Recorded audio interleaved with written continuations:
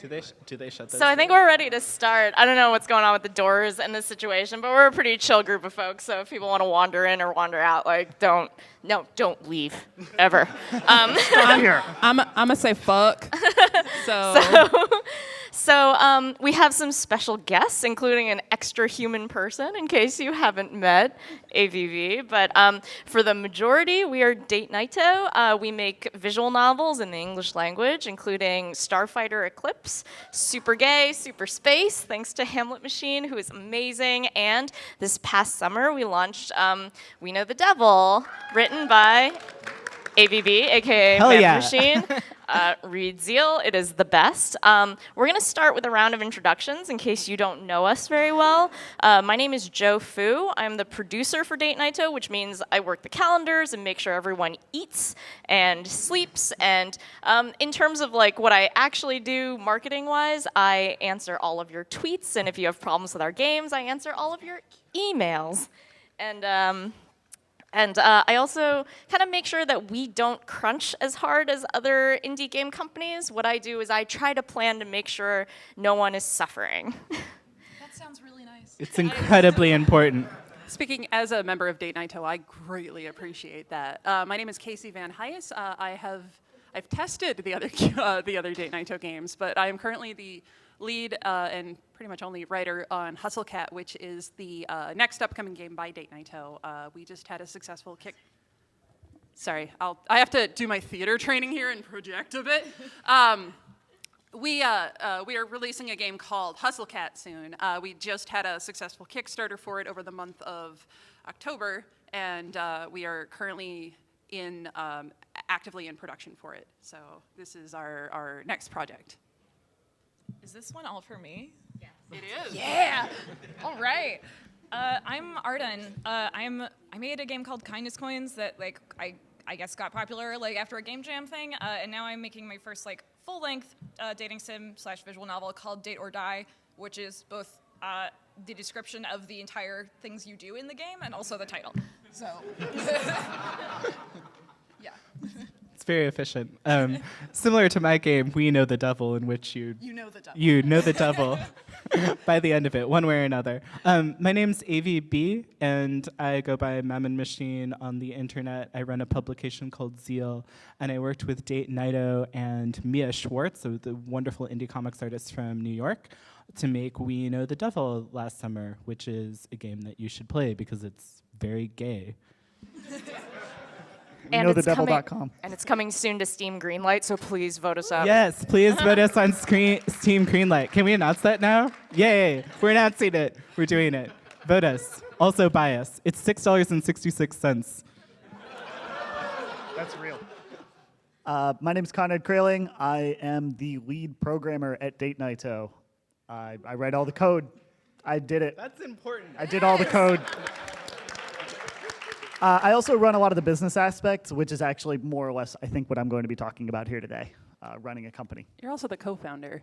That's true. Yeah, I'm one of the founders of the company. I guess I made it. Date Nighto is technically myself and the artist of Hustlecat, Lindsay Woods, who unfortunately could not be here today. That is technically us, but at this point, Date Nighto stands on not just two table legs. We're kind of a big family. So. Okay, so warm-up question for the panel. What is your favorite romance in games and why? I thought about this one a lot. This is a tough question. I even asked Twitter to tell me what my favorite game was. I got a lot of really good responses, mostly from games I've never played, though, so that didn't work. I think ultimately, when it comes down to brass tacks, I'm a big fan of visual novels, obviously. I'm here, particularly Otome games and of BL games, and I think the one I came up with was Kojaku from Dramatical Murder. Yeah, it's just a really sweet. I have a disgusting thing for the trope with the best friends who have conflict and have to fight, and then Kiss. they Make out. have sex, and that's my jam. So that was just candy. It was wonderful. That's good. I can't I don't mean to do the like I can't choose thing, but I can't think of a more perfect way to sum me up as a human being than like when I saw this question, I was like, okay, well, there's Alistair from Dragon Age, who's like the sweet like this sweet like prince boy who's so shy and loves you so much, and like it's amazing. And then also my other favorite is Shu from Huddleful Boyfriend, who puts your head in a jar. So like, so that's like me as a person, I guess. So yeah, I really like, I'm really into like cute, shy, blushing virgin boys and like being vivisected by partridges. So that's it. Same. I was gonna say it was Lucina and Severa in my mind, because that's not a canon parent in Fire Emblem, but Are we doing but ships? it's real to me. We'll be here for a minute. I mean, I'm really, I would say I'm gonna give a half-assed answer, because I really do like, I like having all of these characters and then deciding my better opinions are the ones that will stand, and that's why I'm a visual novel writer. I like it when high school teens form bands. So my answer is pretty much the visual novel equivalent of, I guess, K-On! It was a game called Kira Kira. There's the root with the protagonist and a young woman named Kirari. And it's sad, but they smooch, and I was happy. So not interesting. Not interesting. I'll just pass. When do people die in it, though? It's funny you mentioned that. Spoilers. I'm just gonna say, because I probably should have prefaced with this, if you're uncomfortable with sex, you should probably leave. Yeah. And if you're uncomfortable with dangerous sex, just don't Google anything we say. That's right. Or have made or will make, probably. Yeah. Don't play Date or Die. Like ever. You can play Hustle Cat, though. It's okay. Don't play We Know the Devil, though. So just so you know, we kind of plotted out this panel to be a little bit for everybody, like people who are fans of romancing games, but also people who are thinking of writing their own games with romantic elements in them. So like we're going to talk a little bit about the business aspect, a little bit about like hiring for diversity into games, which we've had the unique and amazing opportunity to do. And we're going to talk a little bit about Hustle Cat because we're really excited about it. So please be patient with us. That's but like all I have to talk about, so I hope we're talking about Hustle Cat. So first question for the writers on the panel. You're all writing a wide array of games with different romantic elements. What are some trends you've seen in romantic writing, and how will your games contribute to that dialogue of what romance is and isn't supposed to look like between whom, and like for whom are your romances? That's like so intense. Sorry, I was just like, oh no. It is a lot. I trying to think of how to articulate this. I think there's a lot of, as I said in the intro about the romances, it's very important to me to kind of rep the non-straight male gaze in my games. So that's something that was very heavily, something I thought about a lot coming up with Hustle Cat, and I wanted to introduce some non-specific elements with it. So I tried to keep it as inclusive as possible. There are multiple gendered people that you can date. You can actually choose your pronoun separately from your avatar. And so that was something that kind of came as an evolution of things that I was seeing in games and things that I wanted to kind of address there. And I don't know, I could talk about this a lot. There's all these little things like the face of the protagonist in the game, the player character, and the way that I've seen player characters kind of grow up and sort of come into their own personality-wise, and now they're considered more of a separate person unto themselves, and all sorts of things like that. But I think there's a lot going on right now, and especially in terms of games for people who are not straight men, particularly in the otome game section where these games are just getting thirsty.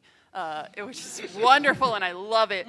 And I just want to lean in and do some of that. Yeah. Good.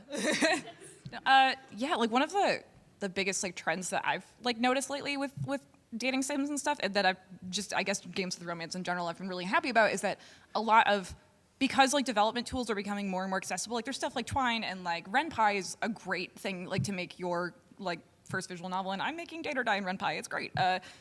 but like that, the ease of it and like not having to, you know, go to school for computer science and spend money like on a degree and stuff like to learn this helps people like tell their own stories and like make more characters that like they would want to date, or like more characters like themselves that they don't get to see, and that's like really cool and exciting. Yeah, I think that's phenomenally important Yeah. to be able to see these new perspectives that you wouldn't see, because these are people who, like you said, don't even have programming experience per Yeah. se. So you can get something like a Twine game, or, I mean, with RenPy you have to know a little bit of what, Python? Is that? Yeah, but it's that's the very, pie, isn't it? It's Yeah. a very easy like. Yeah, because it's optimized for like writing visual novels. It's more like writing a screenplay, honestly, and it's really cool. So yeah, and then as for like what my games are gonna contribute to, it's just I'm just like, am I contributing anything? Like, okay, no, it's the premise, I guess, of Date or Die is, well, I mean, you date and you die, but no, sorry, it's or, not and. You like are locked in this mansion, basically. It's like Flavor of Love meets Danganronpa, if that makes sense to like any of you. So you are locked in a mansion by this dude who's obsessed with like the idea of like true love, and he's like, all the people that he's locked into like this mansion, he's kind of making them do these like reality TV show style like games, and the losers die because that is the title. And so it's like the winner gets to find true love, and he thinks that like he's doing a service for these people because everyone in the game is like in some way marginalized, and like there's a kind of a tendency in media to treat like marginalized people's romances as like, ooh, like look how exotic, or like people will be like, oh my God, I saw a gay couple holding hands in public, hashtag so brave, like, or whatever. Yeah. And it's like, I'm so happy I could cry. It's like, oh, I was so touched. Like, I saw like a gay dude having a fight with his husband in the supermarket or whatever. Like, oh, it's so touching. And I'm like, can you chill like for a little bit? Like, it's like kind of treated like if a romance between like these marginalized people is shown at all, it's treated as like kind of a sideshow like attraction sort of thing, where it's like, look at the weird people, it's so cute, they think they can fall in love too. So like, Yeah, it's very patronizing, I think. So for Date or Die, like obviously it would not make sense to have a cast where I wanted to explore that idea and then fill it all with like hot white people, I guess. Like that was like, that's not what I'm trying to accomplish. So yeah, I just hopefully like I have a lot of different like types of characters in my game, and I hope that like people will play my game and realize like you can and should make characters like yourself, even if like, I don't know, you're not, even if you're weird, I guess. I've been really interested in just how narrative as a design thing has become more and more interesting, partially because all these tools are so accessible. A lot of people are like, what if I like change the way, what if my formatting for this story was really different? And we know the Devil, it's structured around, there's these 3 friends who are at summer camp, and they're all sent off to this cabin in the woods to wait for the Devil to come. And you get to choose which 2 of them hangs out and which one gets pushed out. And I wanted to do it like that because, for one thing, I wanted you to both like be able to kind of like make your own OTP, and you could like ship the characters however you wanted. And then I also wanted it so like after you did that, one of the people was going to be left out, and something really horrible was going to happen at the end of the night, because I'm bad, I guess. But part of the reason why I wanted to do that was, first of all, like I wanted to like kind of like talk about how the systems that we use to represent relationships actually like delineate the limits of what we think relationships should be. We often have, we have like our like Hollywood love stories, and we have our video game love stories. We have our sort of like, if you say the right things and you give the gifts, then the person will fall in love with you, yay! And that's how it always works every time. And there's not a lot of video games that kind of like have consequences or difficulties in falling in love. They have like side quests and stuff like that, and that's not really the same thing. So I wanted to have something that had like a little bit more of a toughness to it, and I think that represents because they're all queer repressed teens, and because they're in that situation. Oh yeah.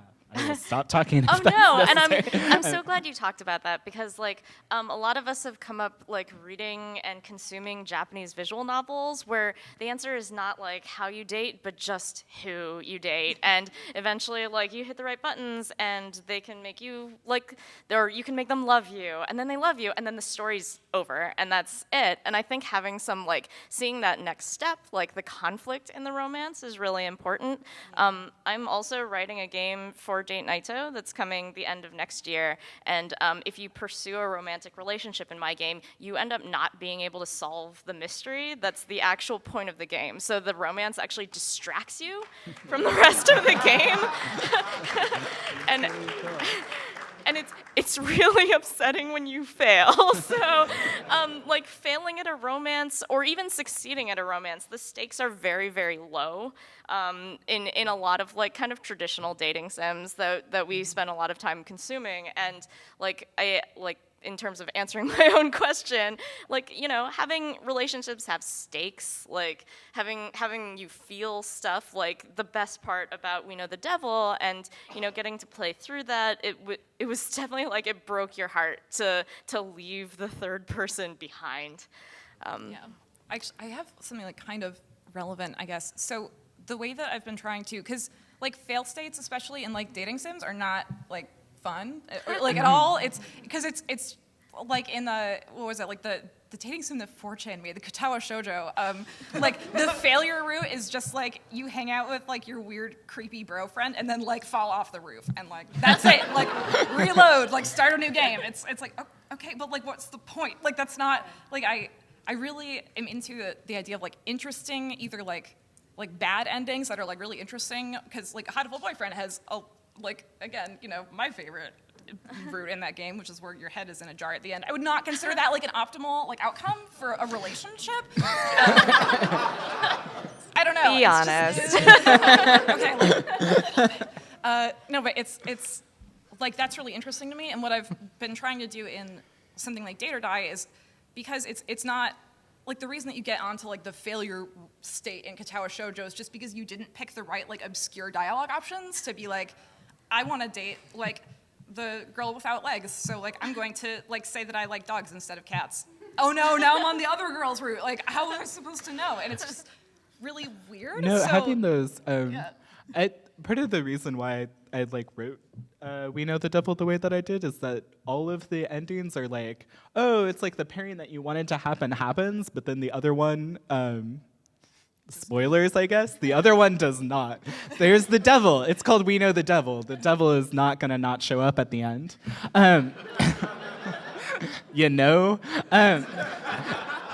So like why should those bad ends be boring? Like why are they like, they feel like they're punishment to the player? Like why would you do that? Yeah. Why not see that as an opportunity to kind of like have interesting stories? If this is a storytelling medium, like let's give some interesting stories for all these different possibilities. Yeah, I got really inspired by this Japanese dating sim called Diabolic Lovers. That's very like, it's all about like horrible vampire boys, and that's it. Like they're awful. They're all bad. They wear fedoras.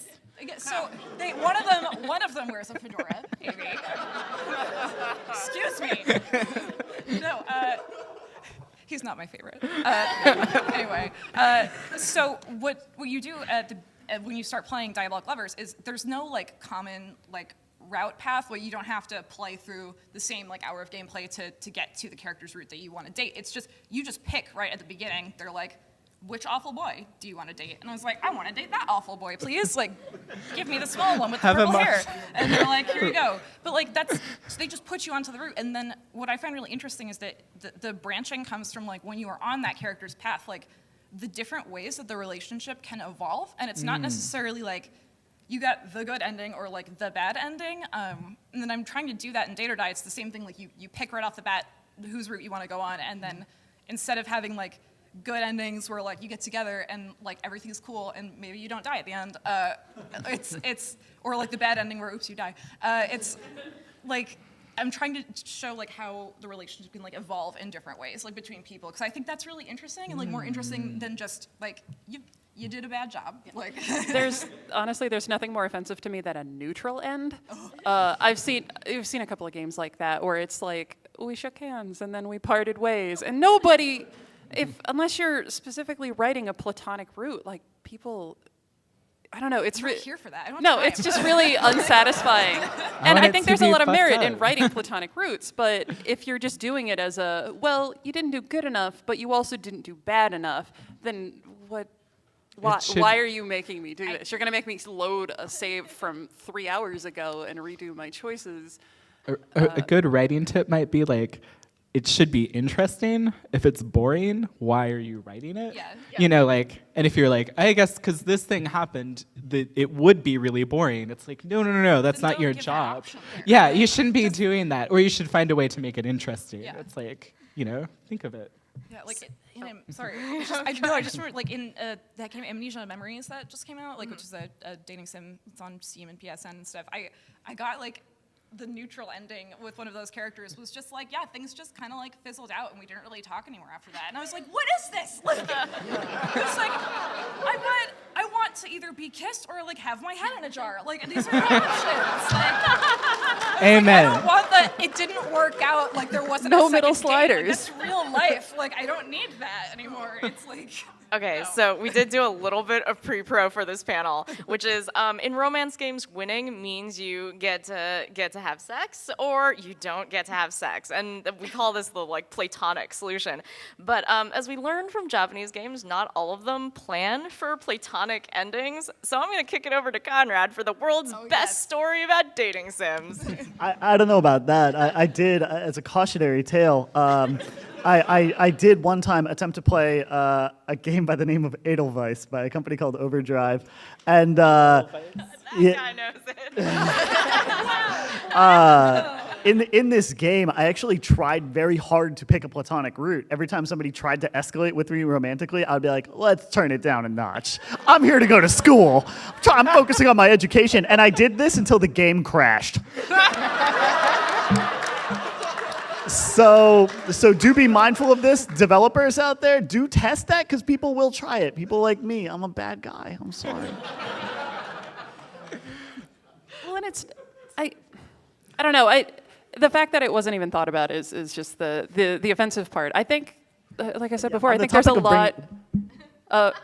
You're fine. I was about to say, on the topic of bringing in a diverse crew to like play your game, that means it went through QA and nobody tried to do Yeah, this. yeah, like yeah. nobody, not a single And person on the team was like, well, maybe I just want to be friends. Yeah, I get it because I think, especially with a lot of existing visual novels, everybody is so goal-oriented, which it's actually kind of nice when a game recognizes that and is just like, look, just pick somebody. I'm also playing a game by the same company that did Diabolic Lovers called Clap, Kind, Love, and Punish, which is, oh my God, I'll show you guys later. It's a treat. You slap boys. Yeah, it's a game where you date a bunch of really masochistic monster boys and you can like whip them. Consensually.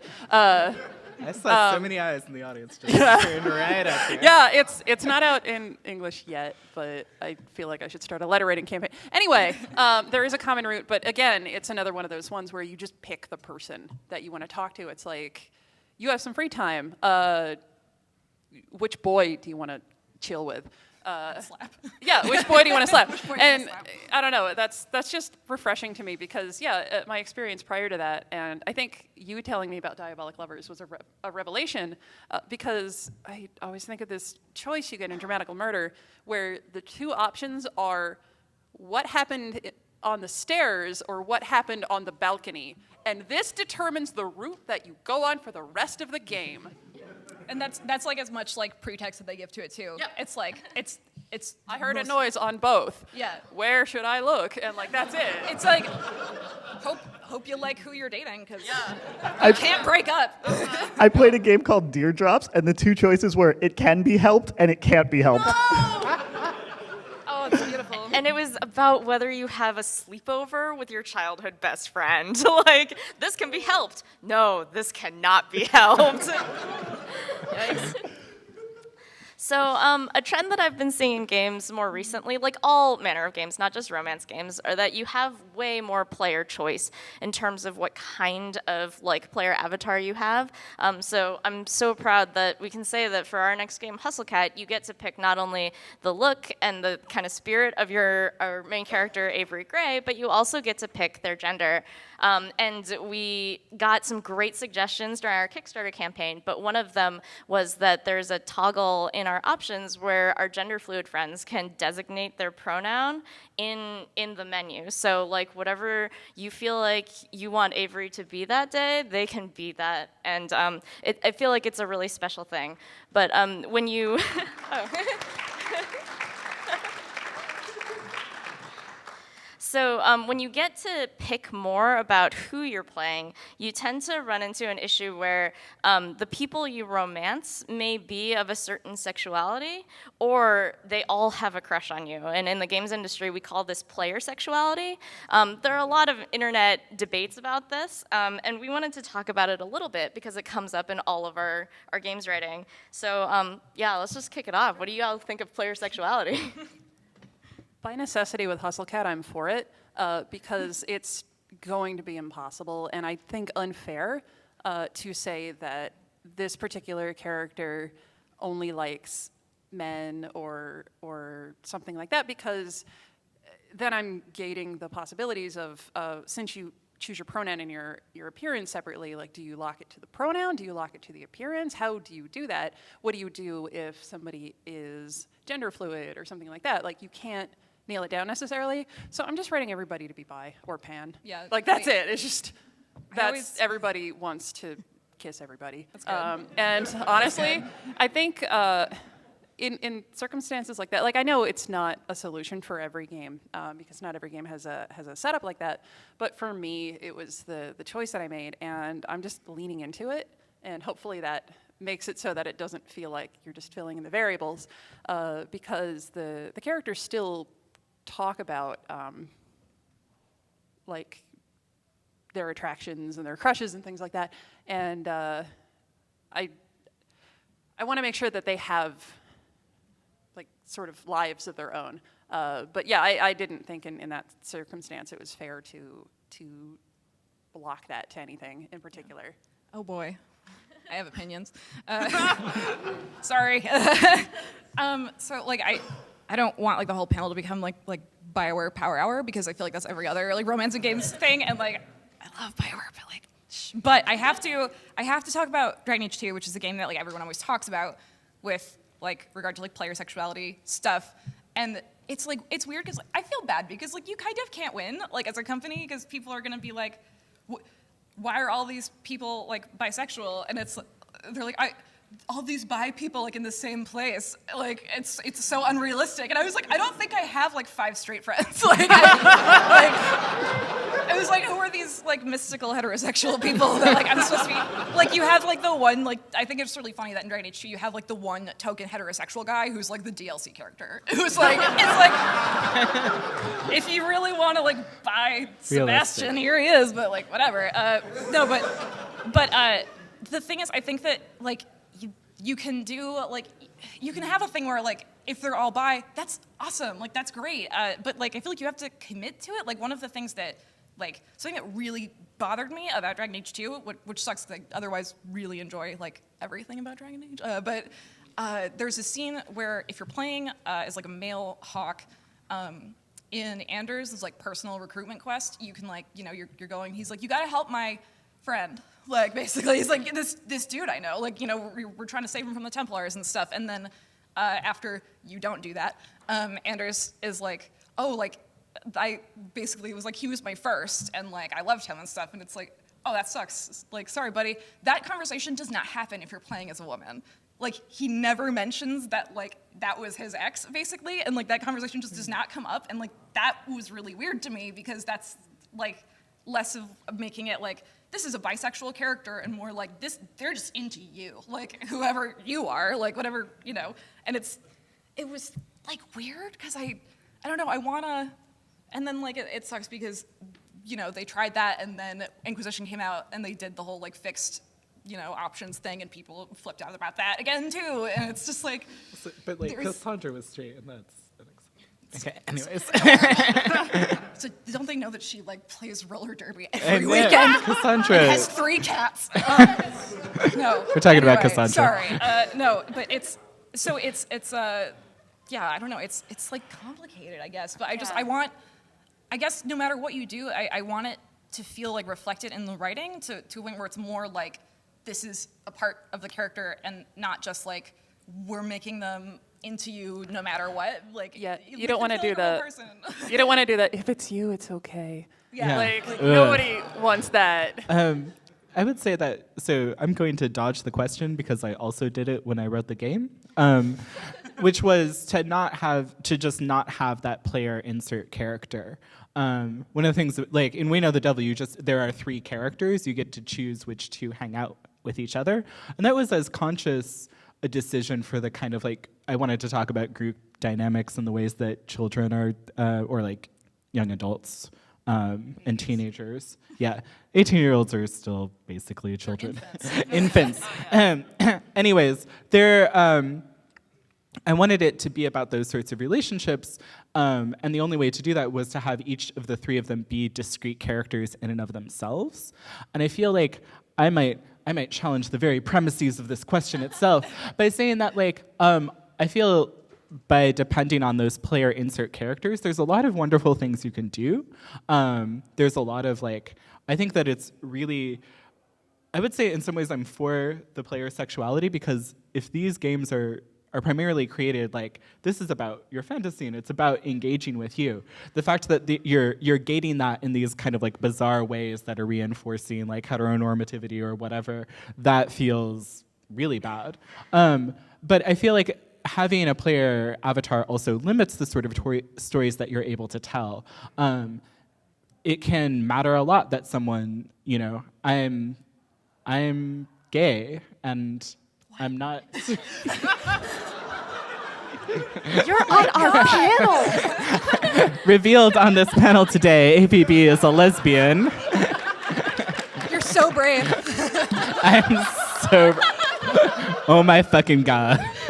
Anyways, well, I'm brave, but many are not, and I want to make a game. No, anyways, what I really mean though is that it's like if that's not a point of flexibility for you, that's really important. Your identity isn't always this like, completely fluid, and you may be subject to all sorts of your experience of the world may be really different than someone else's, and you're not going to be able to tell stories like that if you're kind of like completely centered around the player's fantasy of hooking up with this person or that person, which is part of the reason why I made this game about just like these particular relationships. You shove these 2 people in the room, they're not going to touch each other at all, ever. These 2 people will make out in the closet. It's because they're very different people from each other, and that has to do with so many things other than just sexuality. Where's the indulgence of my fantasy with the bonfire captain? No one, he will never come. That is my promise. I've been like doing the same thing when I started making Date or Die, of course, because I was an idiot when I started to make a Date or Die. I was like, this is cool. It's just writing. I love writing. I will write like 1 million words for this. And I was like, yeah, I'm gonna be able. You pick your gender and like different protagonists and all this stuff, and like everything's gonna be variable. And then I realized that I would be like in the ground like before this game ever came out. So I just decided to write like a protagonist who like she's her own character. Like she's not you. And I love her, but it's. I'm so for that approach. Like I love that. I don't want a player cipher. Yeah. I want a character. Well, because half the time it's pretty boring, especially Yeah. in dating sims. It's like, oh, player name, I love you for all your vague, indefinable qualities. And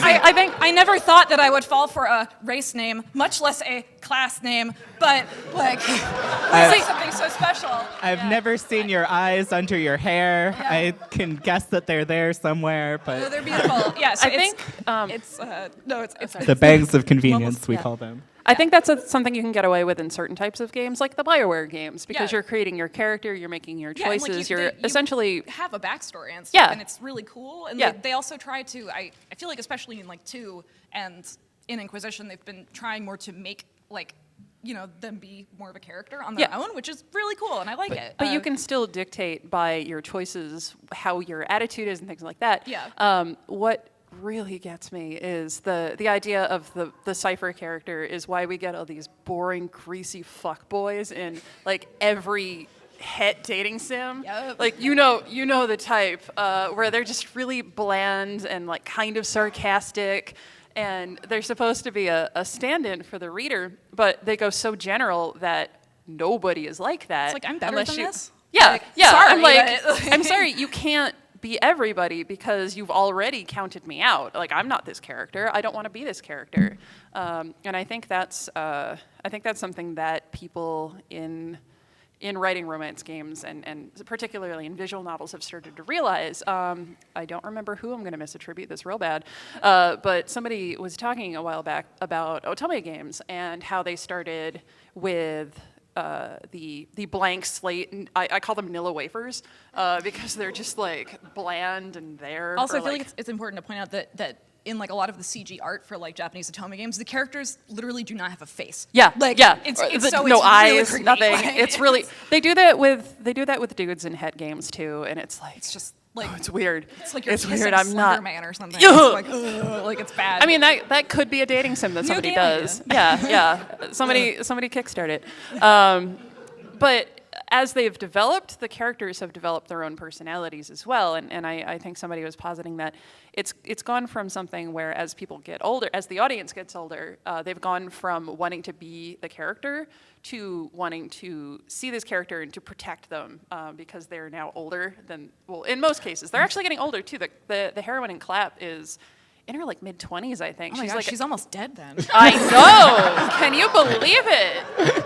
She's like, I think 23, 24. Wow. Yeah, no, that's Yeah, 100 she's in a- anime. Yeah. She should have kids. Like, oh, it's funny. Like, so one of my favorite, I think, English language otome game is called Sweet Fuse at Your Side. It's great. I really recommend it if you're like curious about dating sims.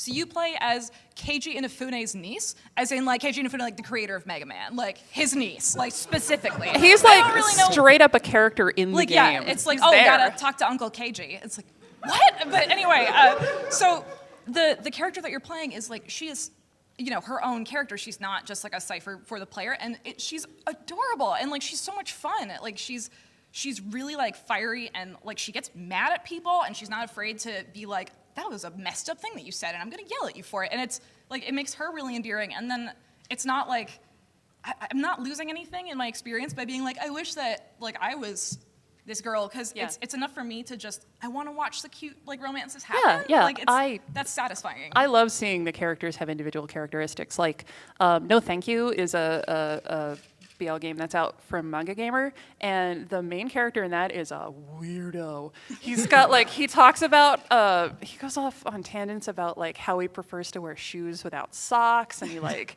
talks about his feet a lot, and I don't He's know. just, like, It's such a weird dude. and it's really endearing. It's I don't know. I think it's important to speak to what you were saying, Amy, to have these distinct characters because I think that's a better road into actually caring about the romance instead of it just being like, yeah, oh, I love you, insert name here. Yeah.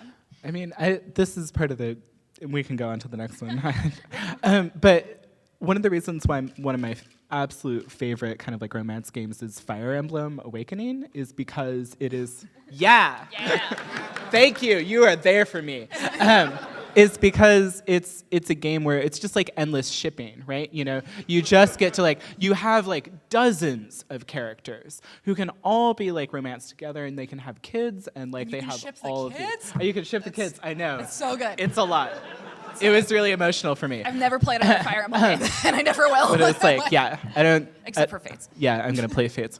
Anyways, so what's important though is that you have, I have nothing to gain from a blank slate character. There is absolutely nothing there for me, but I can empathize with all of the characters who have character traits to the extent that I can empathize with those individuals. And it's not really like I don't I mean, I'm not in that video game.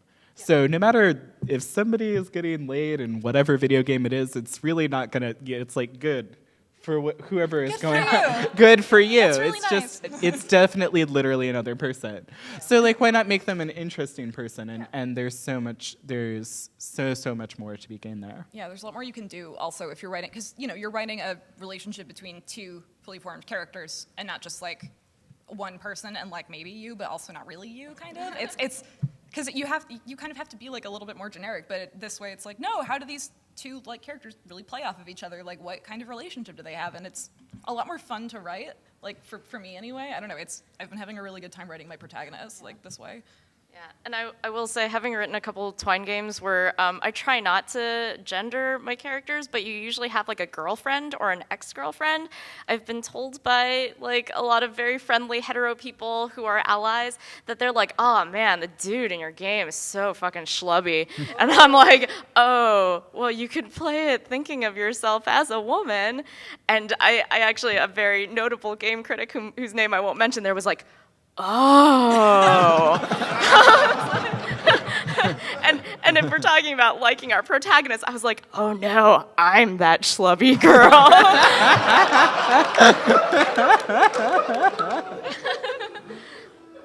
All right, so I wanted to touch a little bit, and I'm so glad Avi could be here with us today because I wrote a question with you in mind.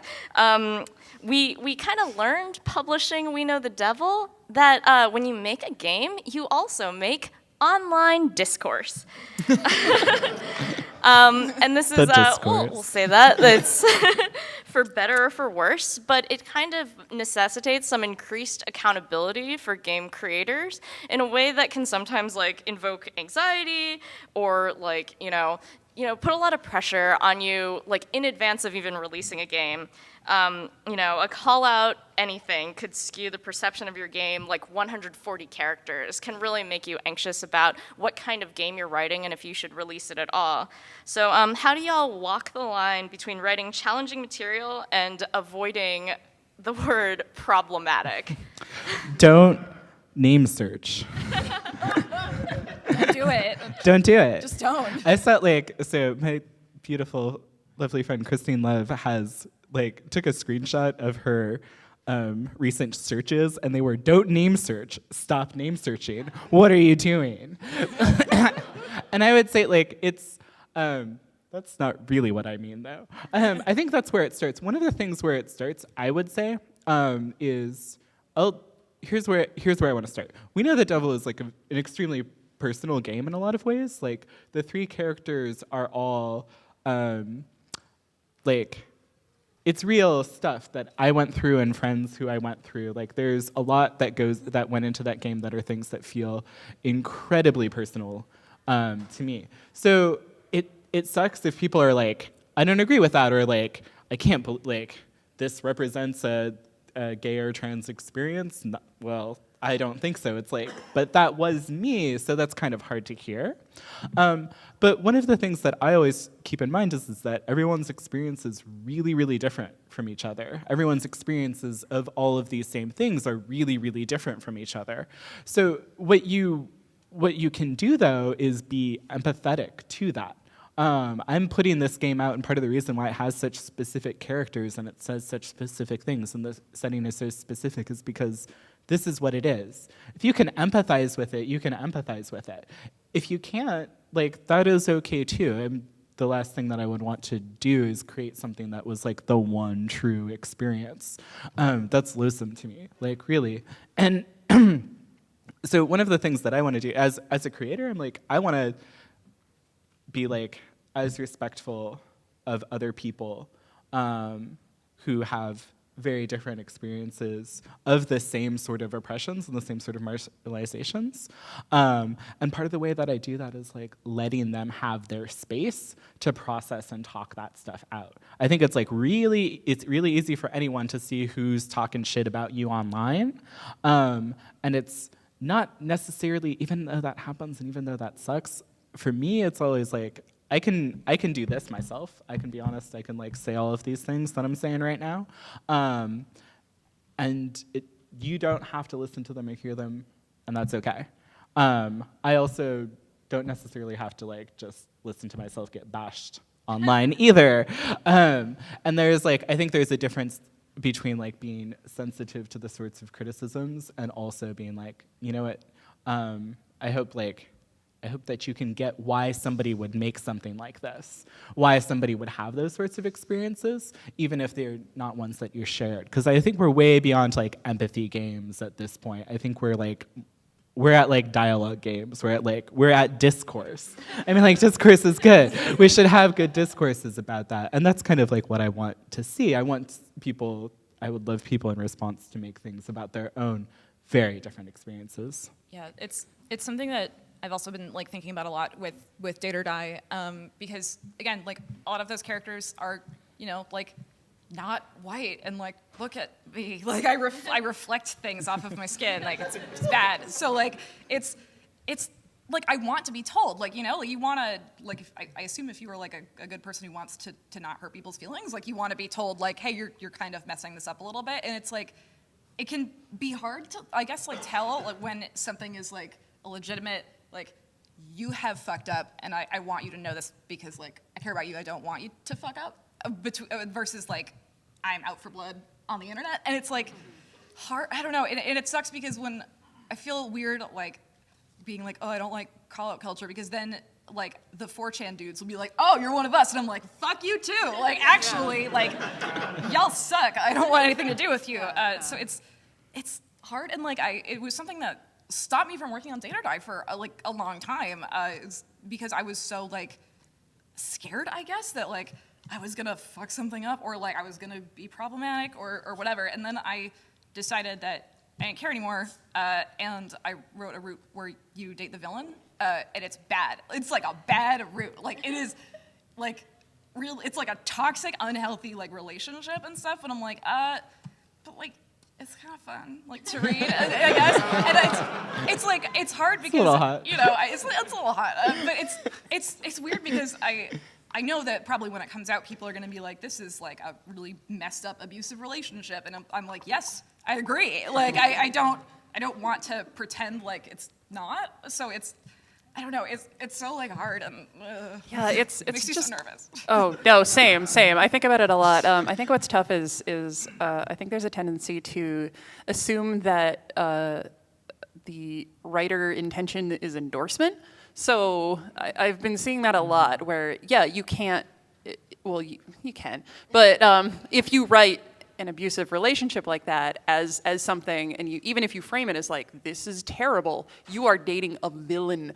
Like that, you explicitly do not mean it as an endorsement in that case, but it's really hard to, I think it's really hard to be sure that intent is carried across, the whole death of the author and all that. But I think it's hard. It's hard. And I think it's extra hard because, sorry. No. I think it's extra hard because the people who are the most willing to listen to people about things that they've fucked up are also the people who are probably going to be the most sensitive to listening to everybody, which I think is where it comes back to don't name search yourself. Yeah. Well, you have I feel like there's a certain amount of loyalty, is that the right word, to your own story? Like, yeah. It is, and part of one of the routes that I try and take to avoid some of that is to be like, universalizing is very bad for a lot of reasons, and focusing on the stuff that I know and that I'm like, I have a foothold and I have a stake in this, doesn't necessarily mean that I get it right, and it definitely doesn't mean that I get it like everyone else's experiences is the same thing. Like, I've talked with a ton, like there's a trans character in We Know the Devil. A lot of people have had very different experiences of being trans and closeted at that particular age. And I've had some really great conversations about it. I've had some really important conversations around it. And it's kind of like not meant to be like, this is what it would be. Like if you, like, it's just some of us went through that. Yeah. If you didn't, I hope you can understand. Yeah, it's about like telling like a character's story, I guess, like no matter what Yeah, it is. yeah. Yeah. And I guess the best you can do is just hope that you're approaching it with as much empathy and compassion as you can. like, I don't know, I worry about this a lot because HustleCat is not just like sunshine and rainbows and playing with kittens. There's some, well, it's, okay. Why did I fund it? I'm sorry, if you want your money back, I understand. There's a lot of playing with kittens, but there's also individual character roots where the characters are actually struggling with some major things with themselves. It addresses anxiety, it addresses harassment, it addresses a couple of things, and these are things that I think could be troubling to people. So I worry about it a lot, and I hope that I'm doing something with it, and it's not just going to be like, oh, they got in a fight. This is problematic, or something like that. But you just do the best you can, I guess. Yeah. So much of the discourse revolves around like making women feel bad for liking stuff that they know is bad already, and like I'm not really here for it. I guess like I don't. It's like when I say my favorite route in How to Full Boyfriend was the one where the pigeon cut my head off. People are like, "That's problematic." I'm like, I know. Like I'm aware. I have a brain and like the ability to process things. Like I'm not like this was a wonderful, healthy romance that I had with this partridge. Well, that, like it is. It's weird because like I do think it's like important to talk about like why why do people find stuff like that? Like why am I so messed up? Like let's just make that the rest of the panel is like let's psychoanalyze my kinks, I guess. But like what am I doing? This is a public space. But I think so. It's like hard to talk about stuff like that and be like, why is this like a fantasy that people have? Like with the villain of my game, it's like, why do people want to fuck the bad beanpole man? Like he's awful, but like it also I don't want to like shame like the people who do have that like fictional fantasy, I guess. Yeah. So it's But weird. at the same time, I think it's also good to consider letting people opt out of that. yeah. Like if I'm writing something about anxiety, I don't want to cause somebody to have to feel this kind of well up in them. So I don't know. I'm like, I guess you warn for that, but it's also hard trying to figure out like what to warn for. I think because you don't necessarily know what's going to be. You can't the thing. So like I have like PTSD and stuff. So like warnings like on stuff is really important to me. But Absolutely. the thing is like you cannot warn for everything that is going to upset someone because like sometimes it's like the most specific thing can like remind someone of their trauma and like they're not like it's okay that you didn't like read their mind and like anticipate this oddly specific thing for them. But I think like, there are some. Oh, sorry. But yeah, there's stuff that like you could definitely. There's some warn gimmies for, where but it's like if you are dealing with violence of some kind, like you can warn for certain things, and I think it is important to say like heads up, we're talking about that. I'm not gonna not talk about it, but I want you to know it's there, so you're not going into it cold and you're like, I just wanted to play with some cats, or something like that. So I don't think any of our intentions, at least here, are to surprise you with something and be like, hey, guess what? This is some heavy shit. So you thought there were kittens. There's not. Yeah. All right, we got our 5-minute signal. So does one lucky person want to ask a question? Yeah, go for it, dude. If this is the discourse, would this be crosstalk? Yes. Good question. That was a short question. Nice. 2 questions. Question regarding workflow regarding branching narratives. Like the more branches that you have, the more difficult, basically the more work you got to put into it. Is kind of keeping non-monogamy away from dating sims? Yes.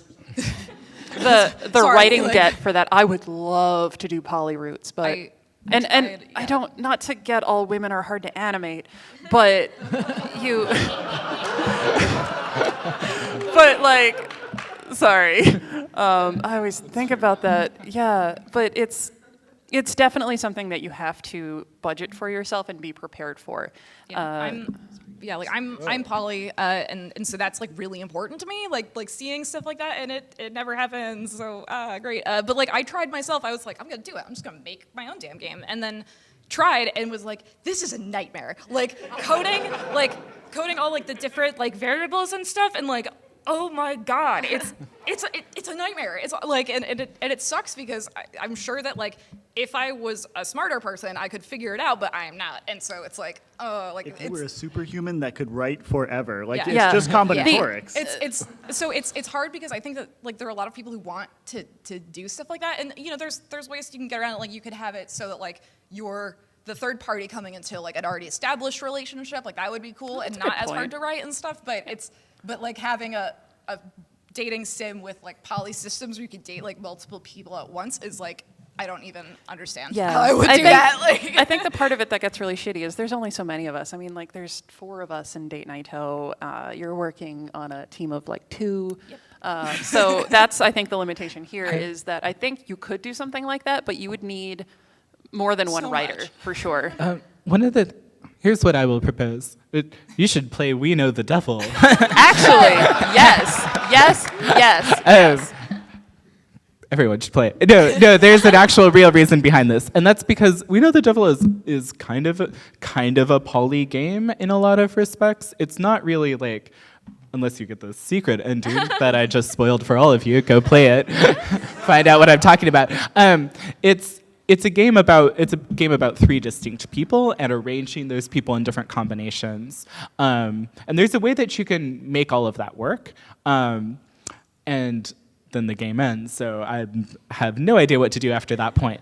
But one of the things that I would say is that there's a certain amount of narrative technology that has not been invented yet, that I think like a lot of our restrictive kind of notions of what the visual novel is and should be have restricted our kind of like writing flow and our ideas of like arranging the narratives. Like We Know the Devil like had a really specific thing. I couldn't have written it if I hadn't had such a specific thing. But it was like, this game takes place over 12 hours. At every hour there will be a choice point. At that choice point, you'll get 2 of the 3 possible combinations of these characters. They will be added up at these points, and they will lead to endings in these routes. And from like about day 2, I knew exactly what the word count of this game was gonna be, because I was like, these things, each one of these scenes should be this long, and these ones should be blah, blah, blah, blah, blah. So like, these are some things that would need to be developed, and I don't think that actually necessarily you would have to have like a huge team of people. I think you would need to think about like, what about a poly relationship am I actually most interested in writing about, and then focus on solving that problem. Yeah. Like We Know the Devil is a game that kind of like talks about how do we have 3 people who are kind of like moving in and out of each other's lives, and addresses that. So if you're interested in that, it might be a useful tool. I would love to see somebody like take some of those lessons and see what could you do if you were interested in some really different aspect of like polyamorous relationships. You could develop the technology that we could read and then be like, oh, that's how you do it, and then plug it into other things. Right now we just have like, was he on the roof or was he on the stairs? These are that's who you're gonna fuck, I guess. And like, that's not very sophisticated. I really hope that we have everyone in this room making visual novels in the next 10 years, because I could really use all your ideas. So thank you so much for coming to our panel. Thank you, GaymerX, for having us. Guys.